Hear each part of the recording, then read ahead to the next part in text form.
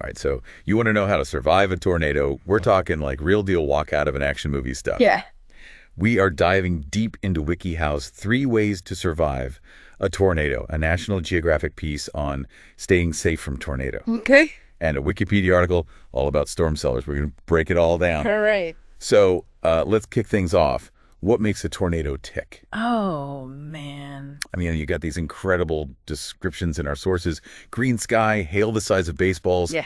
a roar like a freight train. It's wild. I mean, the descriptions are spot on, but behind that dramatic imagery is some serious science. It's like a spinning top forming inside a thunderstorm. Okay. You've got warm, humid air rising like a whirlwind, then cooler, drier air rushes in, creating that intense rotation. Yeah. That's the core of a tornado. Okay. That makes it much easier to visualize. And speaking of visualizing, I think the difference between a tornado watch and a tornado warning Right. is key here. Absolutely. Imagine a watch as a yellow flag. Conditions are ripe. Be alert. A warning is a red flag. The tornado is happening. Take cover now. Got it. So let's say the sirens are blaring, the warning's out. Where do we go? Underground, if you can.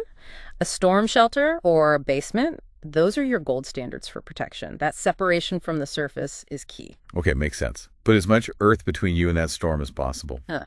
But what about those of us who don't have basements? The WikiHow guide has some pretty good tips for that. Yeah. They recommend a small windowless interior room on the lowest floor. And honestly, a bathroom is often a good choice. Really? Why is that? Well, it typically has more structural support because of the plumbing. Makes sense. Yeah.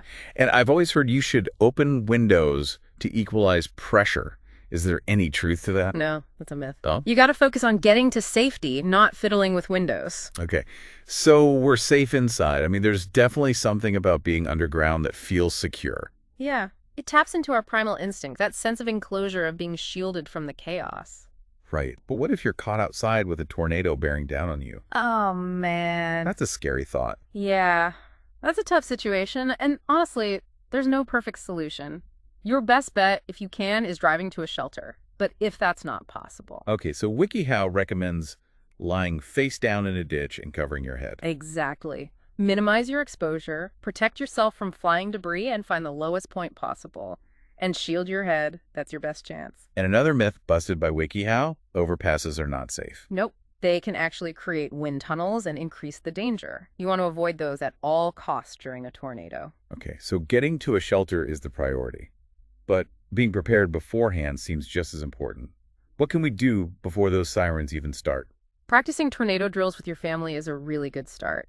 You know, knowing where to go and what to do without hesitation can save you precious seconds. And in a tornado, seconds matter. Right, like a fire drill, but for tornadoes. Yeah. And what about those emergency kits? I mean, WikiHow had a pretty extensive list. Yeah, you know, beyond the basics of water and food and a first aid kit, I always advise people to include a waterproof pouch with copies of important documents, insurance info, medical records, even photos of precious items for insurance claims later.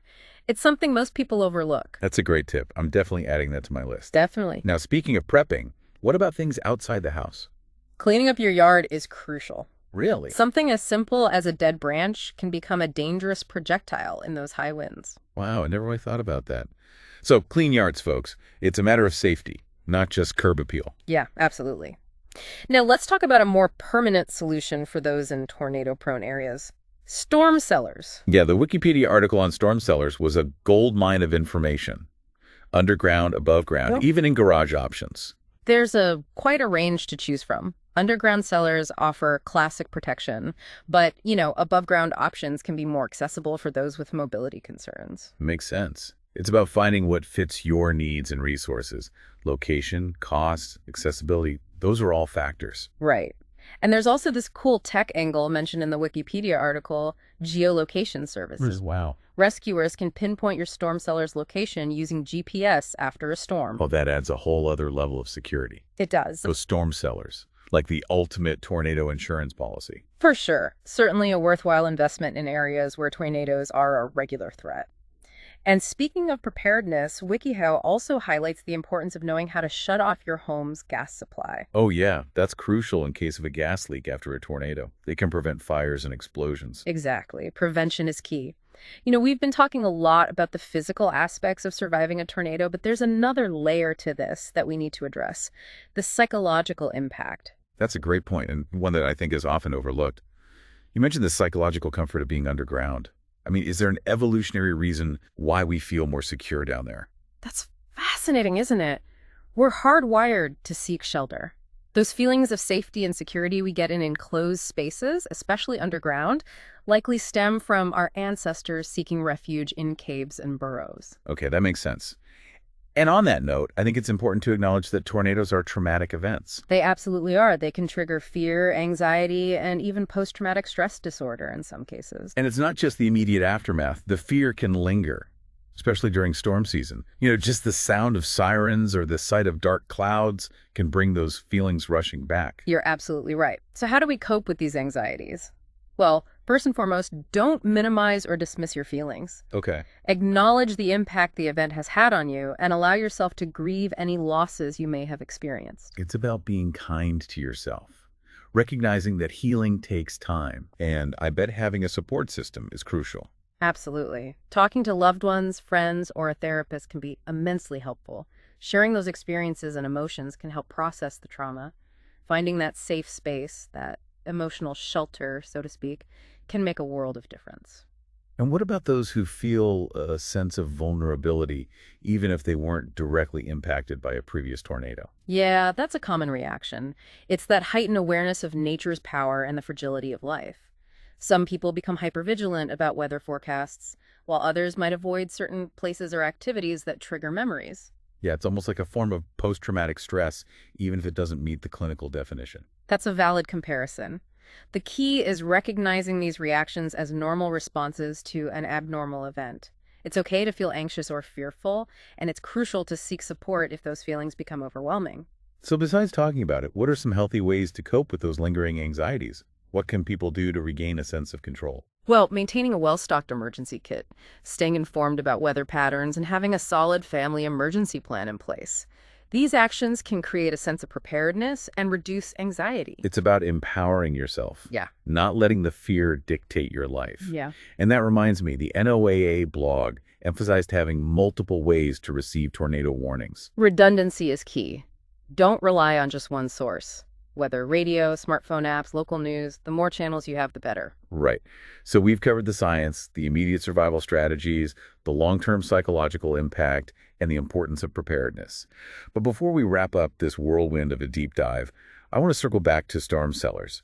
If you live in Tornado Alley, they're practically a household staple. They are indeed, and for good reason. They're like the ultimate bunker down option. Yeah. But I'm curious, how did they become so ingrained in tornado-prone areas? Was there a particular event that made people realize, hey, we need a better way to ride out these storms? It's hard to pinpoint a single event, but the evolution of storm cellars is tied to the history of tornadoes themselves.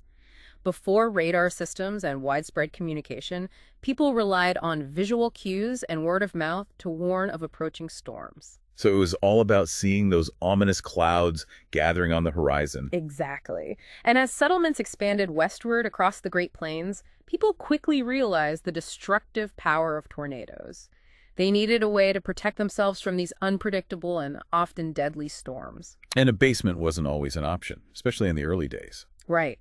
Basements were less common in areas with high water tables or rocky terrain, so people started digging rudimentary shelters, often just earthen pits covered with timber or sod. Like a modern-day hobbit hole, but for storm safety. Exactly. And over time, as building techniques and materials improved, those early pits evolved into the more robust storm cellars we know today.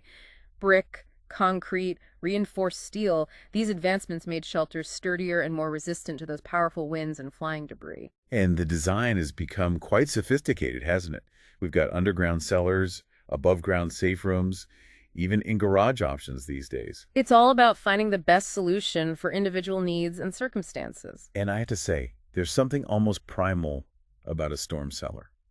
It's like a modern-day cave, a symbol of resilience in the face of nature's fury. There's definitely a psychological comfort in knowing you have that secure space, that place of refuge when the storm hits. Right, it's like a tangible reminder that you're not powerless, that you can take steps to protect yourself and your loved ones. It's about regaining a sense of agency in a situation that can feel very much out of your control. Now, before we move on, I have a confession to make. Remember those vivid descriptions of tornadoes from our sources?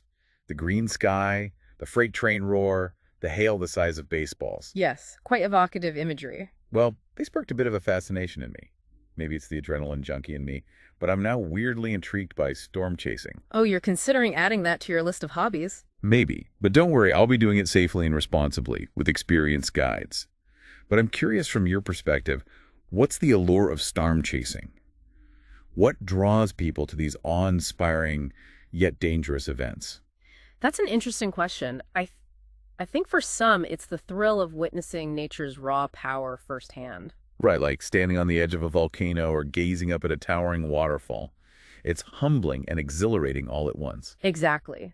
And for others, it's the scientific curiosity, the desire to understand these complex atmospheric phenomena to unravel the mysteries behind their formation and behavior. Like being a detective of the skies, chasing down clues to unlock the secrets of these storms. Precisely. And for some, it's a combination of both, the thrill of the chase and the pursuit of knowledge. I'm definitely feeling that mix of excitement and intrigue, but I'm also mindful of the risks involved. As you should be. Storm chasing should never be taken lightly. It requires specialized knowledge, training, and equipment to do it safely. Well, I'm glad we have you here to provide that expert perspective. And for you listening, if you're feeling that storm chasing itch, I highly recommend doing your research first, finding reputable tour operators, and always prioritizing safety. Absolutely. Never underestimate the power of Mother Nature. Words to live by. And on that note, we'll wrap up part 1 of this deep dive into the world of tornadoes. We've covered a lot, but as always, there's more to explore. We've got links to all our sources in the show notes, plus some bonus resources for those of you who want to delve even deeper. Great. It's about respecting those forces, not trying to conquer them. Exactly. Knowledge and respect, that's the key to safely experiencing the power of nature. And hey, maybe one day you'll join me on a storm chasing adventure. Oh. We'll report back for a special tornado episode live from the heartland. I'll consider it once I've brushed up on my storm safety protocols. Deal. All right, so we've talked about the immediate aftermath of a tornado, but let's zoom out a bit. What about those long-term psychological effects? You know, our sources didn't go into much detail on this, but we're talking about events that can completely uproot lives. You're absolutely right. Tornadoes can leave a lasting impact on people's mental and emotional well-being. You know, what we often see is a heightened sense of vulnerability that lingers long after the immediate danger has passed. It's like the storm leaves an invisible scar, a constant reminder of nature's power and, our own fragility. Precisely. And that can manifest in different ways. Some people become hyper-aware of the weather, constantly checking forecasts for any sign of a potential threat. Others might avoid certain places or activities that trigger memories of the event. So it's not just about rebuilding homes and communities, but also rebuilding lives from the inside out. Exactly. It's a process, and it's important to recognize that there's no right or wrong way to heal. Some people find solace in talking about their experiences, while others prefer to process things more internally. What would you say are some healthy ways to cope with these lingering anxieties? Well, as we touched on earlier, don't underestimate the power of simply acknowledging your feelings. Allow yourself to grieve any losses you may have experienced and recognize that healing takes time. Right. It's about being patient with yourself and understanding that recovery isn't always linear. Exactly. There will be good days and bad days. The key is to find healthy coping mechanisms that work for you. For some, that might involve talking to loved ones, friends, or a therapist. Others might find comfort in journaling, creative expression, or spending time in nature. It's about finding that emotional anchor, that sense of grounding that helps you navigate the storm's aftershocks. And beyond emotional support, taking practical steps to prepare for future storms can also be empowering. Having a well-stocked emergency kit, staying informed about weather patterns, and practicing your family's emergency plan can help regain a sense of control and reduce anxiety. So it's about shifting from feeling helpless to feeling prepared. Exactly. And remember that resources are available. The American Red Cross, FEMA, and various mental health organizations offer valuable information and support for those who have experienced tornadoes. Don't hesitate to reach out for help if you need it. That's such an important reminder. Now, I want to go back to something you said earlier about people becoming hyper-aware of the weather after experiencing a tornado. It makes me think about how our perception of risk changes after we faced a traumatic event. That's a fascinating point. You know, risk perception is a complex interplay of personal experience, cultural influences, and even our own individual psychology. So even if statistically the chances of experiencing another tornado are low, the emotional impact of that first event can make it feel like a constant threat. Exactly. It's like our internal alarm system gets recalibrated, making us more sensitive to potential dangers. This isn't necessarily a bad thing. It can actually make us more cautious and better prepared. But I imagine it can also be debilitating if that fear prevents you from living your life. Absolutely. That's where finding that balance between preparedness and peace of mind comes in. It's about acknowledging the risks without letting them paralyze you. And I suppose that's where resources like therapy and support groups can be really valuable. They can help people navigate those complex emotions and develop coping mechanisms that allow them to live full lives without being consumed by fear. Precisely. It's about reclaiming your sense of agency and finding that sweet spot where you're prepared but not imprisoned by anxiety. You know, thinking about storm cellars as these symbols of resilience made me wonder about their design and effectiveness. Have there been any significant innovations in storm cellar technology in recent years? Definitely. As building codes have evolved and technology has advanced, so too have storm cellars. For example, some modern storm shelters incorporate features like reinforced concrete construction, impact-resistant doors, and ventilation systems designed to withstand extreme pressure changes. Wow, that's impressive. And what about those above-ground safe rooms we discussed earlier? Are those becoming more popular? They are. Above-ground safe rooms offer a great alternative for people who can't install traditional underground shelters. They can be built within a home, in a garage, or even as standalone structures. And I imagine accessibility is a big factor for those opting for above-ground options. Absolutely. Above-ground shelters can be particularly beneficial for individuals with mobility impairments or those who find it difficult to access underground spaces. So it's really about finding the solution that best fits your individual needs and circumstances. Exactly. And that's something to keep in mind when you're considering any kind of disaster preparedness. It's not a one-size-fits-all approach. It's about assessing your own unique situation, identifying potential risks, and developing a plan that addresses those specific concerns. That's great advice. And speaking of individual needs and circumstances, let's not forget about our furry friends. What are some tips for keeping pets safe during a tornado? That's a crucial point that often gets overlooked. Pets are part of the family, and their safety is just as important. Make sure they have proper identification tags and consider microchipping them in case they get separated from you during a storm. Yeah, it's heartbreaking to think about pets getting lost or injured during a disaster. Absolutely. And just like you'd prepare an emergency kit for yourself, it's essential to have one ready for your pets. Include food, water, medications, a leash or carrier, and any comfort items that might help reduce their stress. Yeah, I'm picturing a little doggy first aid kit with bandages and antiseptic wipes. It's so important to think about those details. It really is. And remember that pets can sense changes in the atmosphere and might exhibit anxiety during a storm. Having a designated safe space for them, whether it's a crate, a room in the house, or even a spot in your storm cellar, can help them feel more secure. It's all about creating that sense of security and routine, even in the midst of chaos. Exactly. Now, before we move on from storm cellars, I want to touch on a point that was brought up in the Wikipedia article about the importance of proper ventilation. Oh, right. I remember reading about that. It's not just about having a sturdy structure, but also ensuring a safe and breathable environment inside. Exactly. Storm cellars can become stuffy and oxygen levels can deplete, especially if you're sheltering for an extended period. That's why it's crucial to have adequate ventilation. So what are some ways to ensure proper ventilation in the storm cellar? Well, some modern shelters are equipped with built-in ventilation systems that regulate airflow, but even if your shelter doesn't have a fancy system, there are simple steps you can take. Like cracking open the door slightly once the storm has passed. That's one option, but you have to be cautious about debris and the potential for lingering high winds. It's important to assess the situation carefully before opening any doors or vents. So it's a balancing act between getting fresh air and staying safe. Exactly. And another option is to have a battery-powered fan on hand to circulate air within the shelter. Oh, that's a great tip. I'm adding that to my mental checklist for storm preparedness.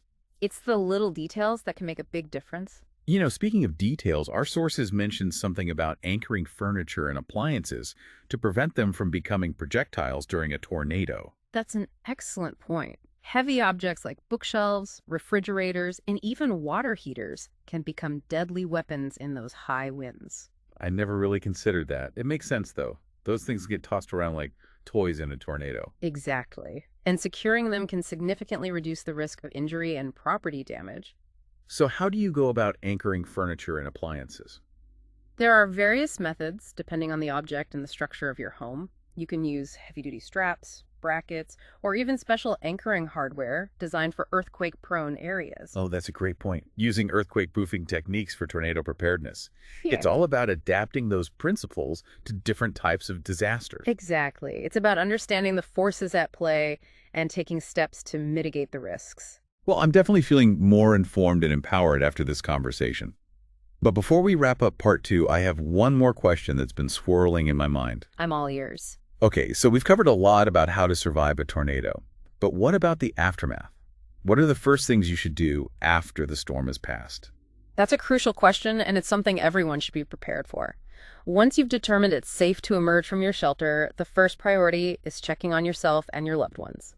Make sure everyone is accounted for and assess any injuries. And I imagine there's a lot of potential for danger even after the storm itself has subsided. Absolutely. Downed power lines, debris scattered everywhere, gas leaks, structural damage. These are all hazards you need to be aware of. So it's not just about relief that the storm is over, but also about navigating a potentially dangerous environment. Exactly. Proceed with caution. Be aware of your surroundings and don't attempt to move heavy objects or enter damaged structures unless you're absolutely sure it's safe. And what about contacting emergency services? When is the appropriate time to call for help? If you or anyone with you is injured, call 911 immediately. If you suspect a gas leak, evacuate the area and contact your local gas company. So it's about prioritizing life-threatening situations first. Exactly. And once you've addressed those immediate concerns, you can start assessing the damage to your property and contacting your insurance company. I imagine documenting everything is important, taking photos of the damage, and keeping detailed records of any losses. Absolutely. Those records will be crucial for insurance claims and any disaster relief assistance you might be eligible for. Well, this has been an incredibly informative and eye-opening discussion. I feel much better equipped to face a tornado now, both physically and mentally. I'm glad to hear that. And remember, knowledge is your best defense when it comes to natural disasters. Stay informed, prepare accordingly, and never underestimate the power of community support. That's great advice. And for those listening, we'll have links to all the resources we discussed in the show notes, plus some additional tips for post-tornado recovery. Now let's take a quick break, and we'll be back with part 3, where we'll wrap up our deep dive into the world of tornadoes. We're back for the final stretch of our tornado deep dive. We've covered a lot of ground, from the science behind these storms to prepping like a pro, and even what to do after the storm. Yeah, from facing that fear in the open to the comfort and security of a storm cellar. And speaking of storm cellars, Yeah. I've got to admit, I've developed kind of a fascination with them. They represent this, age-old instinct we have to seek shelter from the elements. Yeah, it is fascinating, isn't it? That deep-seated need for protection, runs through our history. From those ancient caves to those modern bunkers, we've always found a way to create a barrier between ourselves and nature. And the scream cellars are a perfect example of that. Yes. They really are a symbol of resilience, a testament to our ability to adapt and survive, face adversity. They are. And they also highlight the importance of community. In a lot of tornado-prone areas, you'll see neighbors help each other build and maintain these shelters. It reinforces that sense of collective safety and support. Right. It's a reminder that we're not in this alone. We have each other to lean on when preparing for these events and then recovering from them. Absolutely. And that brings us to an important point that wasn't in our sources, but it is crucial. The role of the community in tornado preparedness and response. You're right. We talked about what individuals can do to prepare, but what about that broader network of support? Exactly. Think about it. In the aftermath of a tornado, it's often neighbors helping neighbors before first responders can even arrive. They're checking on each other, sharing resources, and offering a helping hand. Yeah, it's like that saying, it takes a village. And in this case, that village mentality can be a lifesaver. Absolutely. So while we focused on what you as an individual can do, don't underestimate the power of your community. Get to know your neighbors, participate in those local preparedness initiatives, and be willing to help out when needed. That's a powerful message. It ties into what you mentioned earlier about reclaiming that sense of agency in a situation that can feel very much out of your control. Exactly. By working together, we create a much stronger, more resilient community that can face these challenges head on. Okay, so we've talked about community, preparedness, and even storm chasing. But before we wrap up this deep dive, I want to go back to something we discussed earlier, the psychological impact of these tornadoes. You're right. It's something that needs continued attention. We talked about that immediate fear and anxiety. But there's also the long-term effects that these events can have. Yeah, and you mentioned that recovery isn't always linear. There will be good days and bad days. What are some signs that someone might be struggling with this even months or even years later? That's a great question. Some common signs might include persistent anxiety or fear, especially during storms or when you hear those sirens.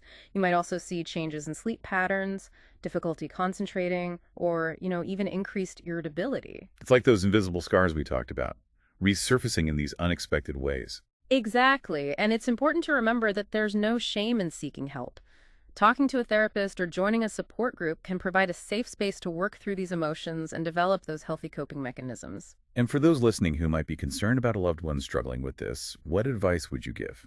The most important thing is to be patient and understanding. Let them know you're there for them, offer a listening ear, and encourage them to seek professional help if needed.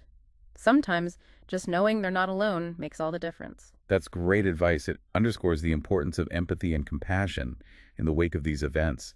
It's not just about rebuilding homes and communities, but also about rebuilding lives, Yeah. both physically and emotionally. Beautifully put. And I think that's a perfect note to end on. I agree. We've explored the science, the survival strategies, the psychological impacts, and the power of community.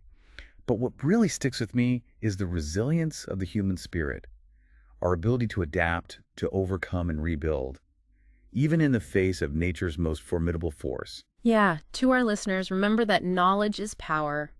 Stay curious, stay informed, and stay safe. And never underestimate the power of a good storm cellar. We'll catch you in the next deep dive.